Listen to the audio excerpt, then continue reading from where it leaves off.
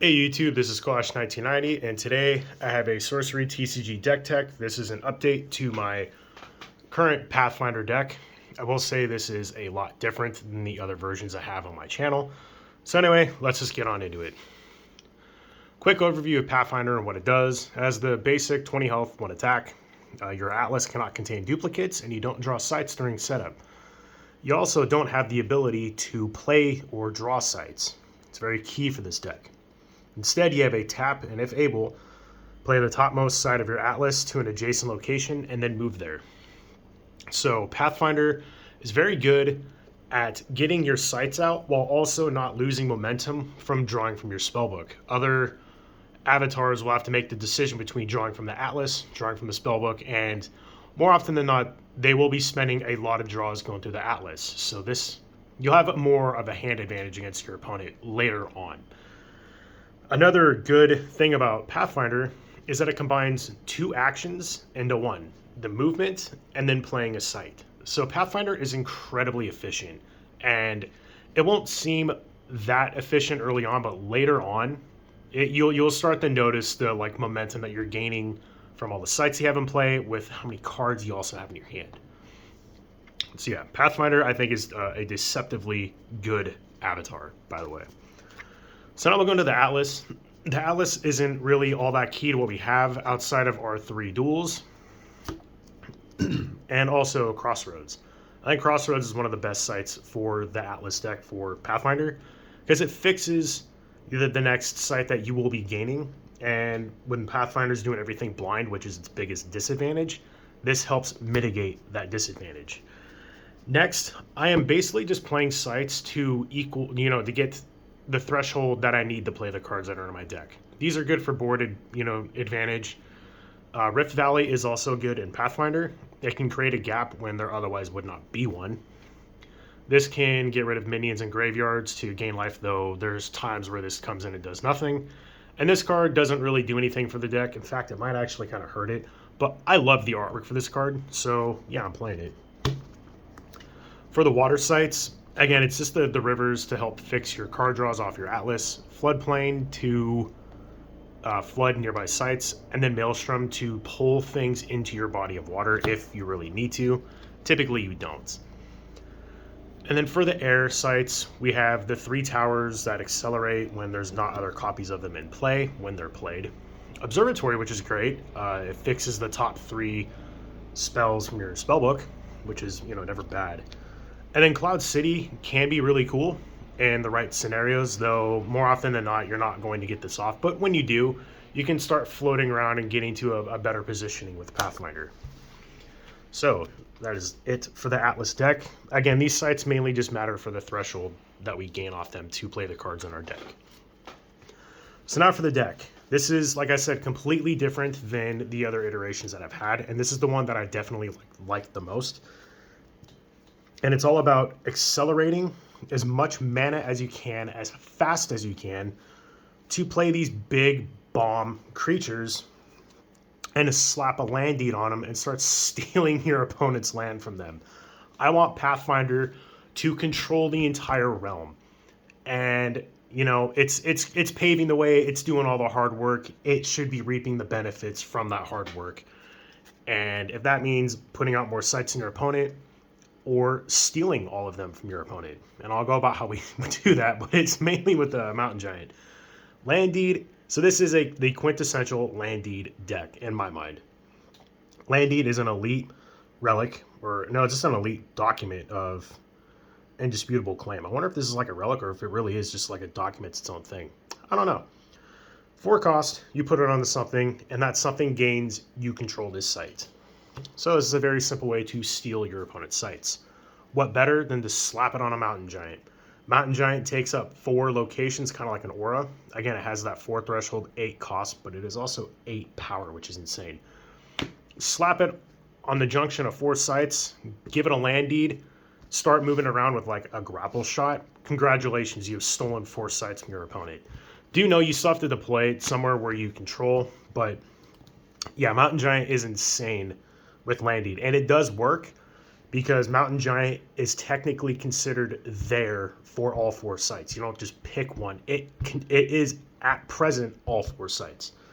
Keep in mind, this thing can be buried and it can be drowned very easily. So just keep in mind of what your opponent's playing and how they're playing it. The next best card to slap land deed on is megamoeba. It's a 3 cost, again, that 2 threshold, hence why we play the certain numbers that we do.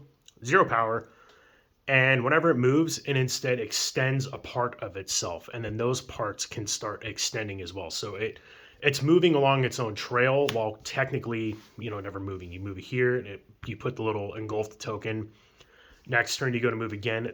It creates another engulfed token over here. Give megamoeba a land deed, and it becomes the blob that ate everything, which I think is very comical. I run 2 copies of that because it's a 3 cost. We don't want our hand clogged with a ton of 8 drops. We already have plenty of them as it is. Next is Conqueror Worm. This thing is basically has a land deed printed on it, and it says at the end of your turn, if no enemy units occupy the site, you permanently gain control of it. So, more ways to steal our opponent's sites. And we play 1 Lord of the Void, mainly because it's unique, so we only play 1. This is an elite, but I only play 1 because it's 8. Lord of the Void has Void Walk, it has 0 power, so it literally dies to a sneeze. But at the end of your turn, you can have it banish an adjacent site unless there's an avatar there. So if there's a location that you're having trouble stealing, banish it so your opponent doesn't have it anymore. Very, very mean card. And finally, for the big, beefy creatures, I also run a Great Old One because it does affect the sites. It actually affects the entire realm. I love this card. This card just ends games. It is so good. 8 cost, 3 threshold, 16 power. Yes, 16 power. That's insane. It has Submerge, whatever. I don't really care about the Submerge. But it has Genesis. You permanently flood the entire realm, including voids. So everything is just water. That'll be a little more key with some other cards that we have later on. Next is the so-called ramp package that I play. Play 2 Black Obelisk, cost 3, and it says the site wherever you play it has at the start of your turn, lose 2 life, gain 2 mana. This cannot kill you when you're on death's door, so just keep that in mind. But it's more mana, more generation. 2 is quite a bit, and yeah, we're going to need as much of it as we can get. Next card I play, which is one of my favorite cards in the deck actually, is Frontier Settlers. Its biggest downfall is it has 2 threshold for Earth. So there are games where you just don't drop it on curve because you're not running into your thresholds. 2 cost, 1 power, and it has tap, you reveal and play your topmost site to an adjacent void or rubble. Frontier Settlers then move there and lose this ability. So these are like a mini Pathfinder. It's more ramping, more accelerating. I can't argue about how good this card is with Pathfinder. You're running Pathfinder, you're probably running Earth, and you're more than definitely running these, and you're also probably running these, which is alvalinne dryads. 2 cost, 1 threshold, 1 power, and they simply provide you with 1 mana. So, very good ramp. And then as a little key card, I am also running 2 copies of selfsame simulacrum, because what's better than 1 mountain giant? 2 more mountain giants at 4 cost. Or the megamoebas, or some conqueror worms, or heck, more Frontier Settlers. Or if anything your opponent has that's troubling you, gain a copy of it, because it comes in as a basic copy of a nearby minion. And to round out the deck of minions, one of my favorite minions in the game, Pudge Butcher. This card is insane value. The whole immobile thing, I don't even care. 4 cost, 5 power, and has tap to shoot a projectile. If it hits a unit, drag them to this location, and they immediately fight it. 5 power is a lot in this game. That's 5 power for 4 cost. I feel like the turning point for the game is around 4 to 5 mana, and this thing provides more power than its cost. Yeah, this card's nuts. This card is just absolutely insane. I'm trying to keep things out of the glare. There's a big glare zone down here too.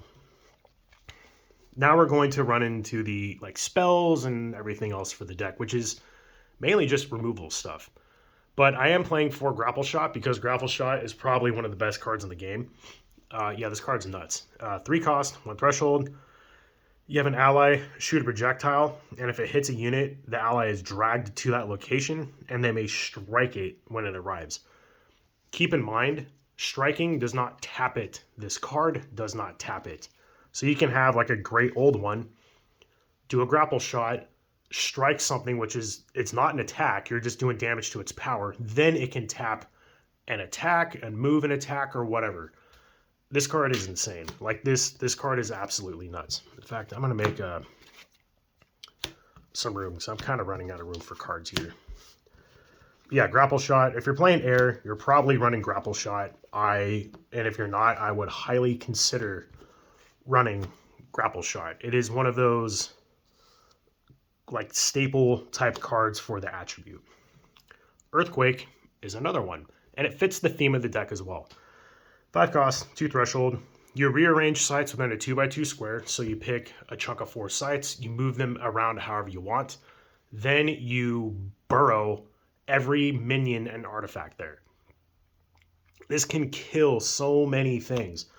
Not while we have our,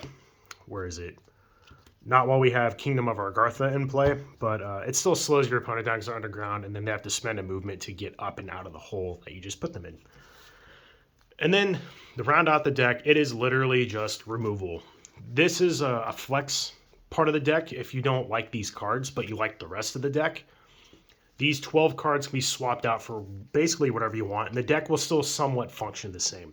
I just like having as much removal as possible, and some good easy burn that doesn't target minions, which is Lightning Bolt. It targets the location, so this can hit things that are stealth.